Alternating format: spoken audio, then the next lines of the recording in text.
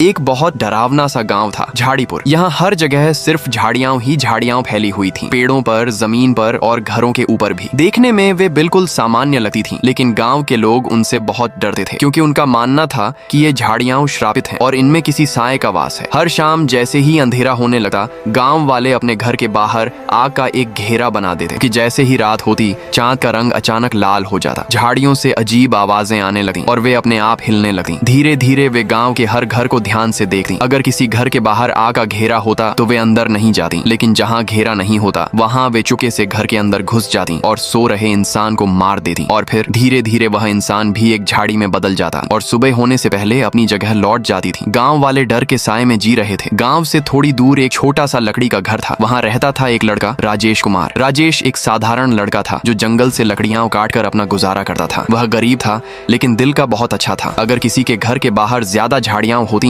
तो राजेश बिना पूछे उन्हें साफ कर देता। लोग उसकी मदद देकर उसे पैसे देते, लेकिन राजेश वे पैसे भी किसी गरीब को दे देता। उसे बस दूसरों की मदद करके सुकून मिलता था, लेकिन उसकी यही अच्छाई उसकी मौत का कारण बनने वाली थी। एक शाम राजेश गांव में घूम रहा था। उसकी नजर चारों तरफ फैली झाड़ियों पर पड़ी। यार, ये गांव इतना गंदा क्यों है? ये लोग सफाई नहीं करते क्या? उसने अपनी कुल्हाड़ी उठाई और झाड़ियों को काटना शुरू कर दिया। धीरे धीरे उसने आधा गांव साफ कर दिया। तभी एक आदमी ने उसे देख लिया। अरे लड़के, तुझे मरना है क्या? राजेश बोला। मैं तो बस तुम्हारे गांव को साफ कर रहा हूँ। वह आदमी समझ गया कि राजेश नया है। उसने धीरे से कहा, अभी सब छोड़ और सीधा घर जा, और याद रख, रात को कोई भी आवाज दे बाहर मत निकलना। राजेश चुपचाप घर लौट गया और सो गया। आधी रात हो चुकी थी, चांद लाल हो गया था और झाड़ियों में जान आ चुकी थी। धीरे धीरे झाड़ियां चलती हुई राजेश के घर के बाहर आई और एक आवाज आई, बेटा राजेश, बाहर आओ, मुझे तुमसे बात करनी है। राजेश डर के मारे बाहर निकला। उसने देखा एक झाड़ी धीरे धीरे इंसान में बदल रही है। वह एक अजीब सा आदमी था जो पेड़ जैसा लग रहा था। उसने कहा, मैं तुम्हें एक काम देता हूँ, उसे ध्यान से करना। राजेश समझ गया, मना किया तो मरेगा, इसलिए उसने हाँ कर दी। तब उस आत्मा ने अपनी कहानी सुनाई। कुछ साल पहले यह गांव बहुत सुंदर और साफ था। लोग खुशी से रहते थे। हर जगह हरे भरे पेड़ थे और उन पेड़ों का ख्याल रखता था मैं, मोहन काका। मैं एक माली था, पेड़ों से बहुत प्यार करता था। हर रोज उन्हें पानी देता, नए पेड़ लगाता और गांव वालों से कहता, कल को अगर मैं न रहूं तो इन पेड़ों का ध्यान रखना। वे हाँ में सिर हिला देते और मुझे लगता